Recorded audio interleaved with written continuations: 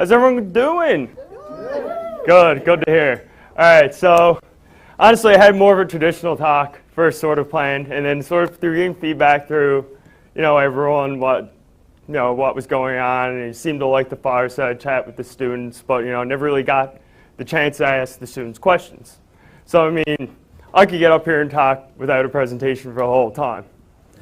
So if you have any questions at any point, or you have any ideas or anything you want to throw at me, it's more of that sort of thing that I'm sort of pushing for here today. So a little bit about myself. So I guess the main thing, where did I come from, where am I going, and how did I get here? So I grew up in CBS, a little small town. Did well in school growing up. Never had many issues. Did great grades, and got into university and realized I didn't know how to study. Probably like a lot of people. And also realized that I have a disability. I have ADHD. My whole life growing up, I excelled well. I was also bouncing off the walls, but wasn't in the classroom a whole lot. But my teachers, said, "Oh, you're doing fine as long as you're getting good grades." So when I really came into university, it was definitely a big shock for me. And so when I had to essentially develop a whole new way of learning and a whole new way of how to intake information, because previous to before that, it was just like I knew it. It was second nature. So how do you go from your whole life not being challenged and not necessarily being put into a place where you're going to have to grow and develop, to suddenly you're no longer with all of your friends, your teachers don't coddle you, and it's pretty well up to yourself. And that's where my struggle really began. And it wasn't really until I went to the Blunden Center and got accommodations, and that started to really change how things went, and also develop, oh no. Just one second. Hi, come in.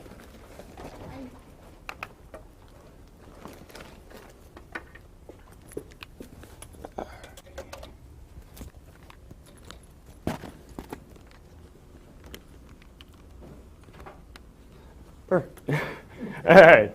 So it wasn't until I started getting accommodations and started developing my own way of learning and realizing that I have to learn my own way. And so I'm a very physical learner, you could probably tell I'm up here like a tornado.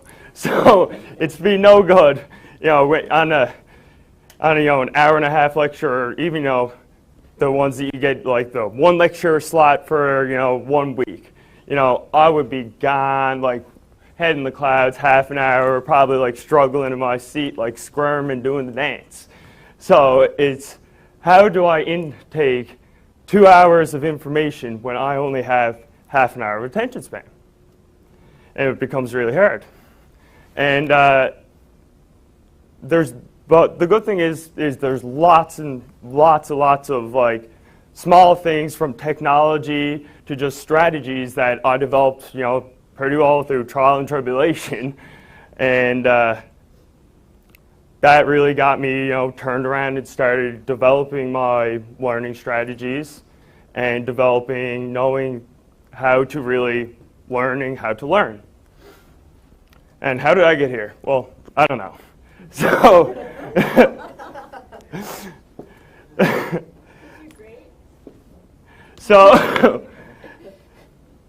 so I guess one thing I did keep from a very, very early age was the passion to always teach, inspire, and pass it on, sort of thing. So that's really why even inspired me to even present here today. It was just the past year, I recently got some technology from the Blunden Center and some more accommodations, and that was when I was in my 4th year of university. And so I was, looking back, I said, why didn't I know about this when I first came in? So it's just that idea of that if I can go and pass it on to someone else, maybe then they can give it to someone else and make everyone's time a little bit easier.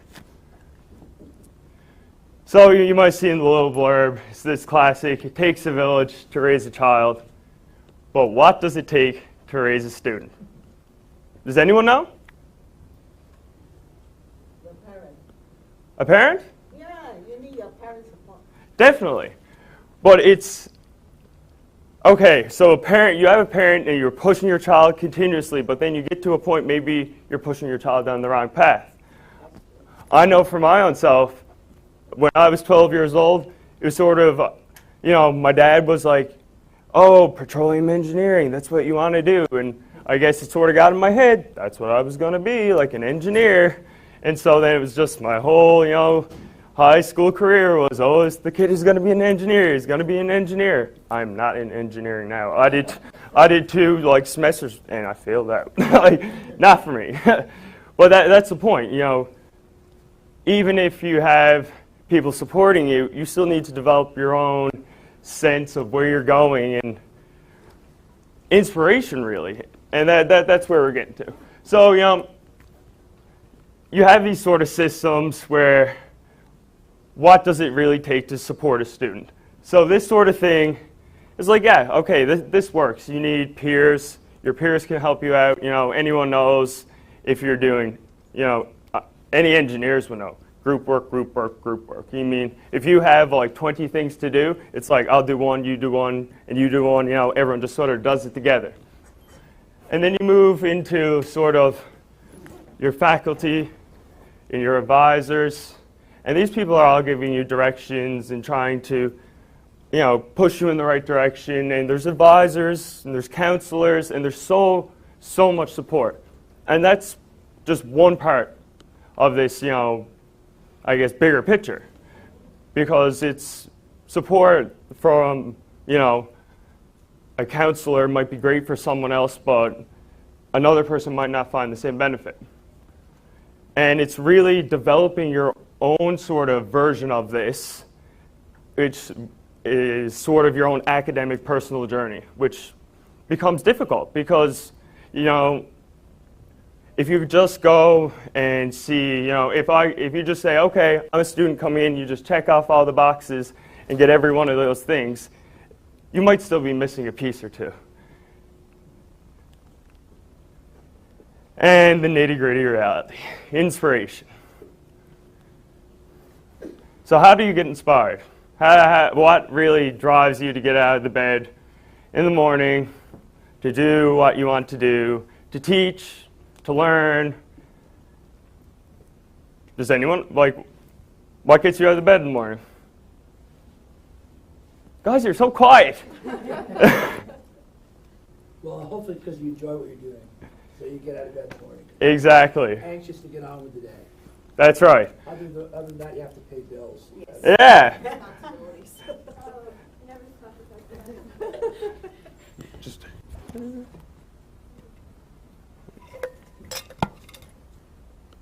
know, there's just lots of fun things to do in the world. But so that is it. So you have to get a reason every morning to get up, and that little chip on your shoulder essentially. And I guess I sort of found mine in terms of the passing it on and the learning aspect of it. And I mean, so I don't sleep a whole lot. I mean, I have lots of friends who are probably still in bed right now. And it's this sort of study while others are sleeping, working while other people are doing things that are fun, and dream while other people are wishing. I really like this quote. But the main message here is just pursue what you love and what you do with such drive and passion that you just wish to pass it on to someone else. I mean, that's how I feel about teaching and learning. I mean, if a professor teaches something to me, it could be about neurons. I'm a psychology student. Or it could be about, I don't know, rocks, geology, anything. Whatever is intrinsically motivating to you, the subject yourself. Once you find that, you want to pass it on to everyone else, and no matter the setting, really. So how do we turn in turn inspire others? So this is a sort of a little interesting thing. Would anyone consider either of these two settings to be a classroom? Typically you think it has the walls and, the desks. But I mean, I have myself, and it's sort of, I guess, one thing I find myself in a situation quite often is I'll be out in a public, setting and start talking to people, and next thing you know, I'm explaining, how neurons firing or synapses firing to a bunch of people at a bar. And it's that culture that you never stop teaching, you never stop inspiring, no matter where you are. And then once you get that, you can bring it in teaching in a classroom is nothing.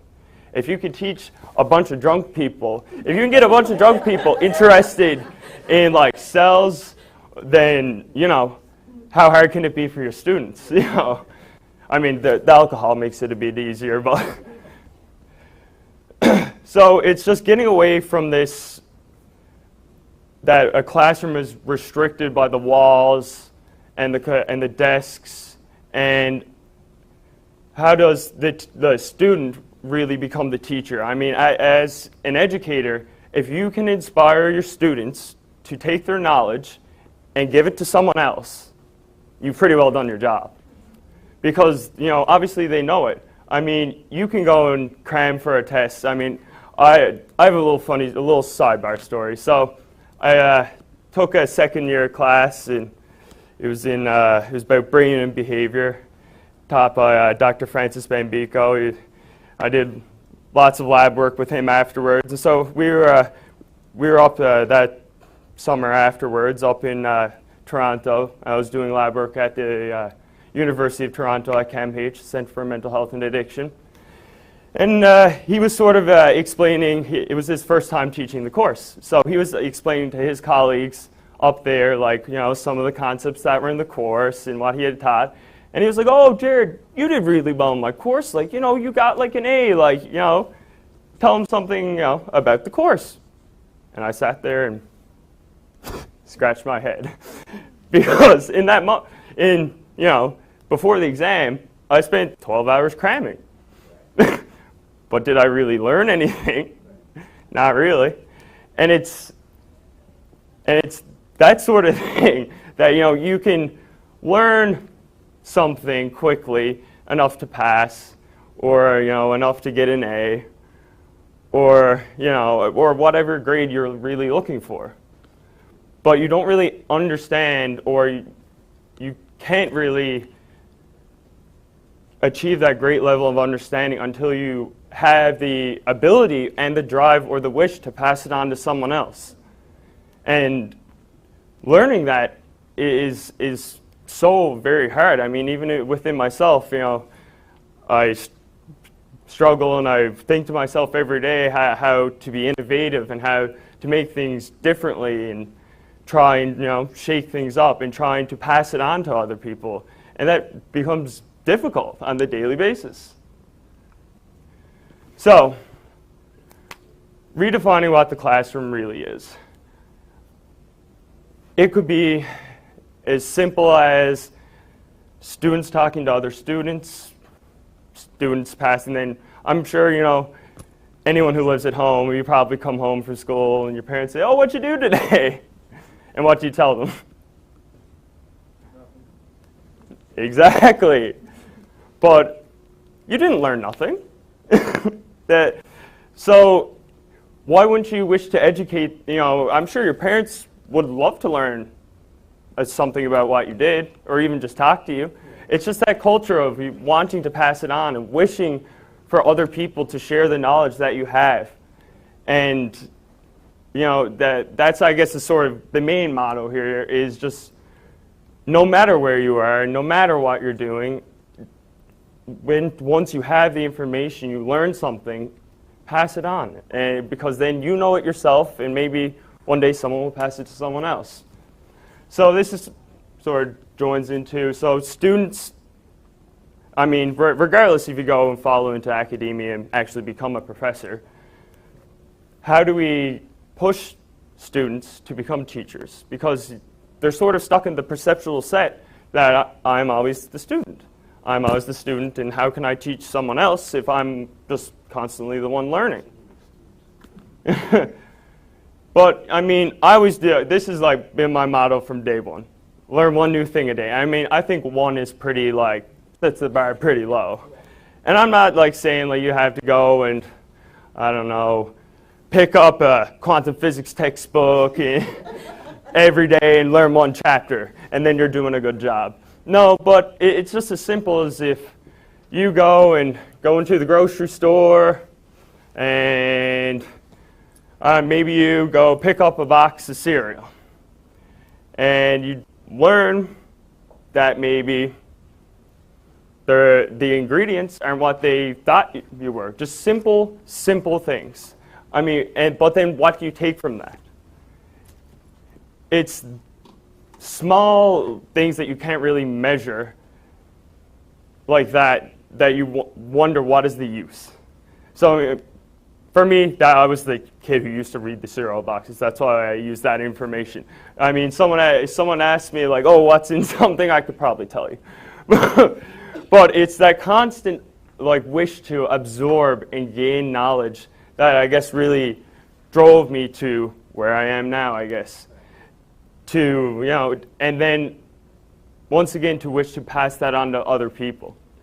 So as educators, how do we, how as an educator, how would you push all of your students to get up here and like me and wish to push that back?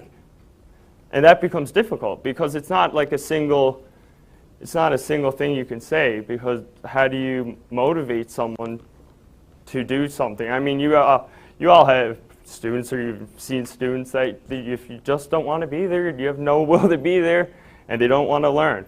And then that becomes a barrier. But if you take away the subject and you take away even what you're learning, and you break it down to just one person imparting information to another and expressing themselves, regardless of what the subject is, you're still teaching and you're still learning from that experience. Okay. All right, so just a few more sort of standard things that I sort of learned as I was going through university. Because, I mean, when I came here, I thought I knew it all, and then I got probably a year in and was like, I know nothing. And now I'm starting, getting to be like, okay, I know what's going on now. But I'm sure I'll go back to that. I don't have a clue at some point. So you can see the lovely people from the Abundance Center have been around. They're great.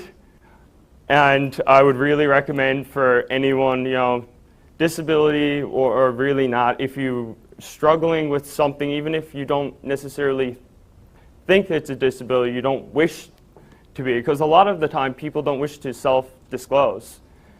And I mean, me myself, I have no problem talking about it, because I mean, if I tried to tell you that I didn't, you'd be like, you crazy.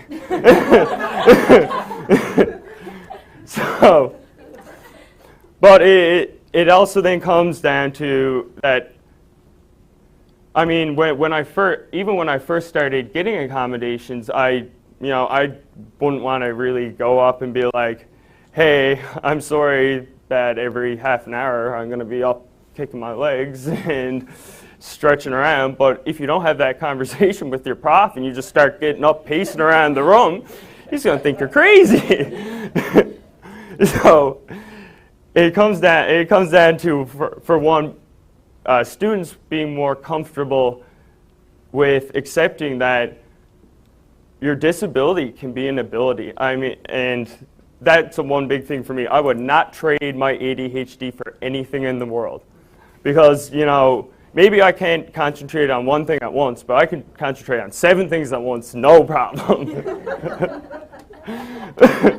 So it becomes, I guess, part of a personal journey for anyone. You could take that for sort of any sort of disability or anything that you might think gives you a disadvantage, and it's how do you turn that into an advantage and use the supports that are there to like better yourself and to pretty well hack how you learn.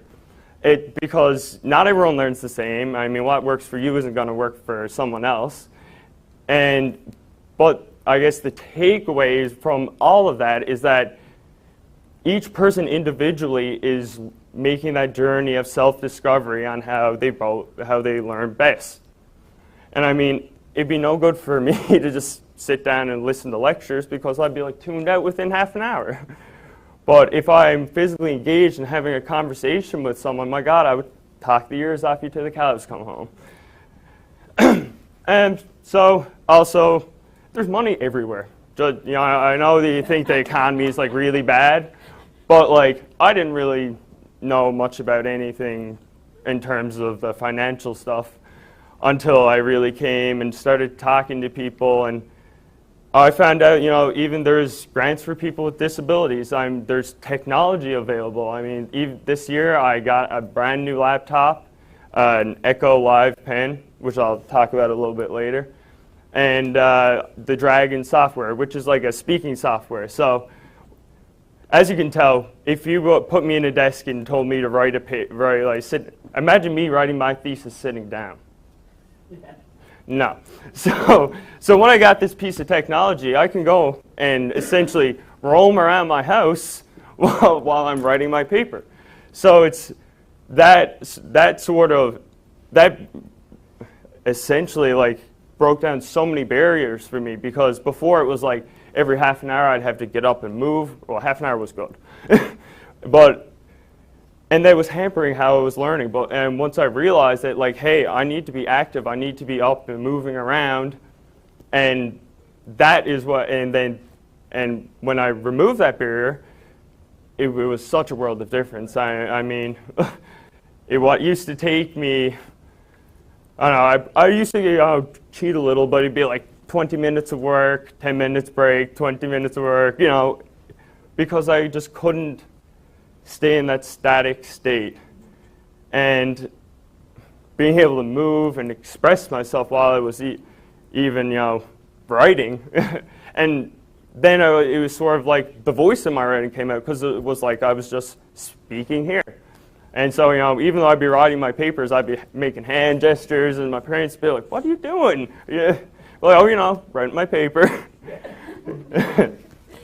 So yeah, the main point is that the technology's out there, but not only for people with disabilities. I mean, for example, this like Echo Smart Pen. I mean, I'm sure everyone's heard of the lecture capture. So it's great, you know, but say for example, if person A, person B, and person C are all, you know, in the lecture and they're watching, they're obviously all going to get down different amounts of information, because person A might be completely tuned in the whole time, write down every single thing. I mean, you might get, you know, my commas in, you know. Person B might, you know, get halfway through and about 30 minutes in, start looking up the clouds. And, you know, person C might just, you know, write down a few jot notes. And when you go back through the lecture capture, that's not personalized. You have to go and you sit back and you have to watch the whole lecture again. Well, what this pen does essentially, it takes a recording of, you know, it's a recording device along with a pen. And so when, say for example, you know, the professor or whoever is talking about neurons, and they draw a nice lovely diagram about neurons, and I draw one on my page. And they're talking and talking and talking and talking. I obviously can't get all that information down. I mean, my handwriting looks like chicken scratch. So, but what's unique about this is when you upload it to your computer afterwards, whatever point you click on, that's what plays back to your ear. So say for example, you know, you could just write down the headings. You could write down heading A, heading B, and heading C. And you would hear, and once you clicked on A, B, and C, you would hear what the professor was saying at that point. And it's just that amount of customization of your learning which makes life so much easier. And that's why I've sort of developed is how can I make my life easier? How can I learn easier? Because, you know, I mean, I can sure struggle through writing my paper sitting down. I'm sure I could get away with, you know, not really having great notes.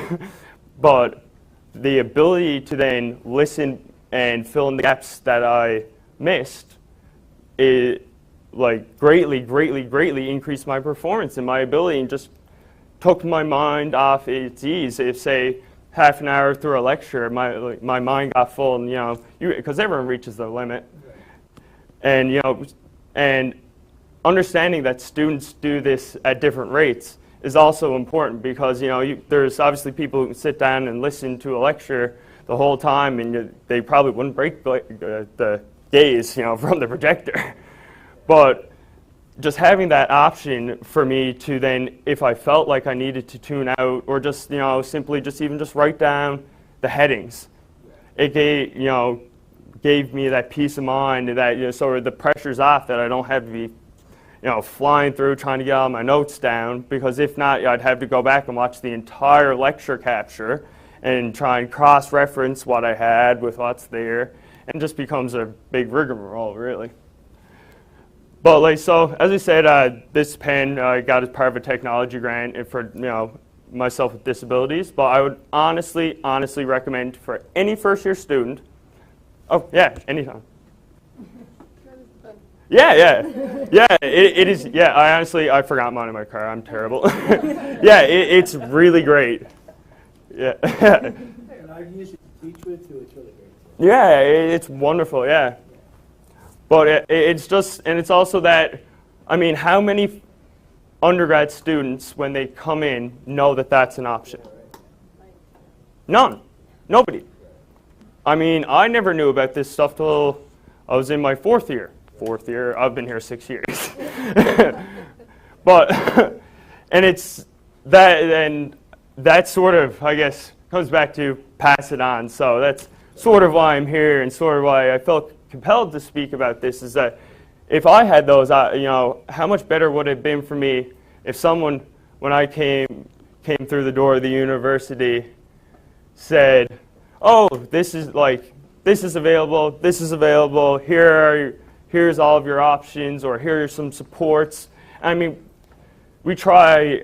They have Welcome Week, and it's all given to you, but it becomes so much of a surplus of information for these people that it's too much. They're adjusting. They're still in shock. I didn't learn how to be a student for the first 2 years of my degree. But it's about, I guess, educating and passing on the information earlier and to more people, so that maybe it would be a bit differently for someone else. And I guess then, what moral obligation do you owe to yourself to pass it on? Isn't everybody can have one? One of these pens? But I don't think the university can afford it. No. Yeah, that's that. No, Yeah, that's. certain people can have it. Yeah, it is an unfortunate thing, but yes, the ones like that are probably a couple $100, and you sometimes need a disability to be considered like eligible. But you can get cheaper versions for like $100, but there's also, at the library, you can rent these things out. They have like a digital technology, like media center, that has the Dragon software. No one tell us. Exactly. No That. one, I'm the fourth year, and then no one tell us there are so many things, blah, blah, blah. Yeah. That's exactly what I'm talking about. See, like how far into your degree till you find, but you probably would have benefited greatly from this. But where you get the information? Where are you getting information? From where? Well, I think to some degree, people are encouraged to self-identify, right? Because I don't think we have it in Newfoundland yet, but where I came from before, accommodations are administered in the high schools too. And when a student would transfer to... We use mics for comments, just so folks online. Yeah. Get recording as well. Yeah, where I was before... is it on? Yep. Yeah, where I was before, students' accommodation file would follow them from high school to university. Okay. And so, well, I don't think we have that in Newfoundland. I don't. No. Do we? No. I don't think we have it now. Yet. I don't think. Well, the students can go, like a lot of times, if they had accommodation, Oh, yeah, sorry. Oh, man, Joe. My understanding is if students had accommodations in high school or in school, once they got to university, like they do have to go to the Blunden Center and disclose, but so they kind of have to take responsibility, I think, for that. But they certainly, I think, would go down that road. But I don't think it automatically happens, but. Right. Right. All right, we'll take one more here. So I guess I'm gonna crash it, and I think I might be able to answer your question of like how to get the assistive technology at the library. I guess I can show you after. So I heard about the assistive technology at the library from like being at the Blunden Center and hearing about it from people who worked there. So I was like, whoa, I'd love to try this. So I went to the library, went to the front desk, and went to the Digital Media Center. I can show you where this is after. And then if you go to the Digital Media Center, so you go into the library, the QE2, then go to the back, the Digital Media Center when it's in there, and they have brochures and flyers, and you can see it online on their website, on the Commons website, all of the things that you can rent and what they do. And then you just show your library card there at the circulation desk, and then they'll take it out for you, and then you can rent it for 3 days and then bring it back. But there is no advertising in itself. But no. Yeah.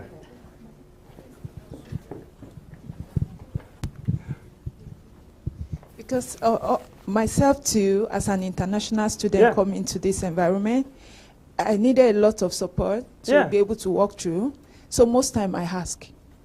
You ask. If you don't know, at times it can help. That's sort of like ask. what this is sort of all about. Keep like asking. Don't just be on your own. Yeah, I really like this is like a key example here of someone passing it on. You know what I mean? You get the information that someone and give it to somebody else. That's because you don't know, they're probably like looking and having the same problems that you just did.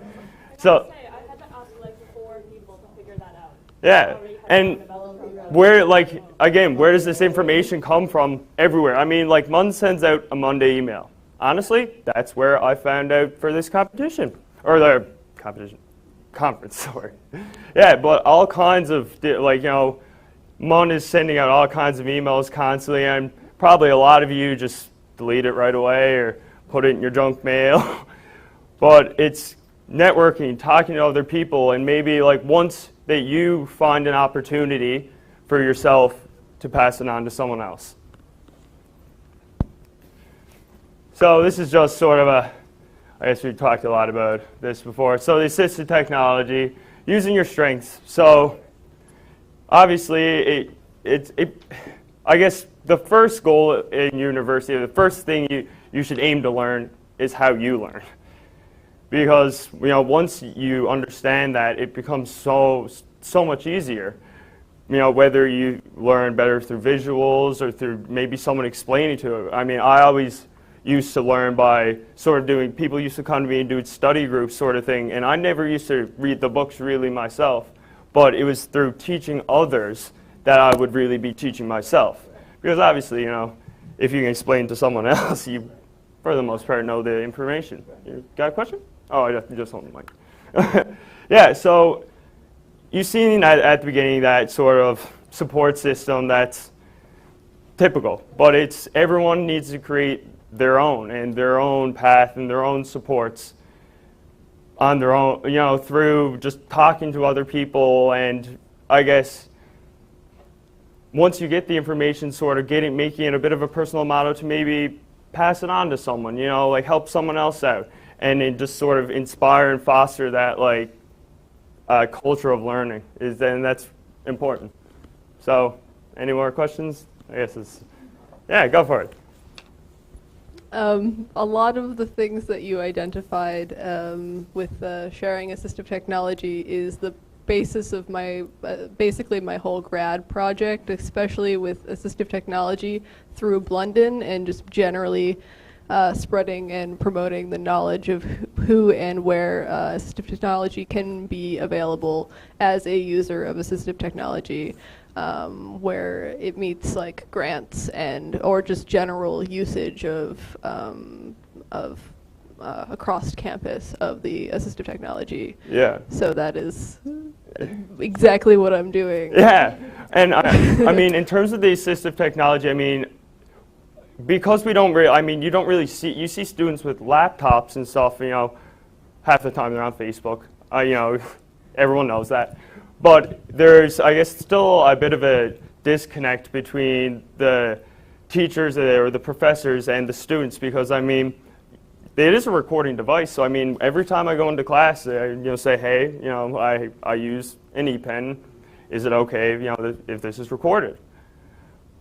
So, like, I guess that also was a bit of a barrier, because even just to go and have the pen out, you know, it looks a little bit different and makes little noises. What people might not necessarily want to have to go up and sort of disclose that this thing is going on. So I guess you sort of need to move backwards a little bit and also educate the professors and these people that this sort of technology exists, because they might not be using it, but a lot of their students will be using it, and it's just creating that sort of culture that it's allowed and that it's okay, and just sort of normalizing it more. Yeah, either or.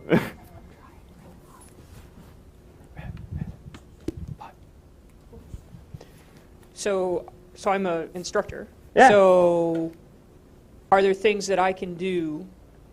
Students will, as you pointed out, you don't necessarily have to have a disability, No. learning disability, for this to be useful. Was there anything you encountered that could be done in different courses that would make it easier to use some of these technologies, or are there things, right? So one of the challenges, if someone is using this in a course, and I've already sort of set modes of delivery up, right? So if I'm not using lecture capture, Yeah. it's hard to kind of turn that on in the middle of the term. Do you have or suggestions for best practices, I guess?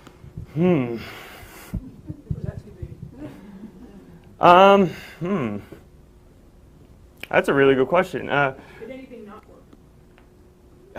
Well, I guess I guess catching it earlier is better, obviously. So it comes down to, like, right, I guess it'd be right at the beginning of the semester, really. You know, I mean, I'm sure you give out a blurb or something that, you know, as, you know, a course syllabus. I mean, even for example, this term I did a 4th level course, and it was about, like, animal sex and behavior, and it was touched on a lot of sort of sensitive topics, just in the way of sort of gender, males versus females.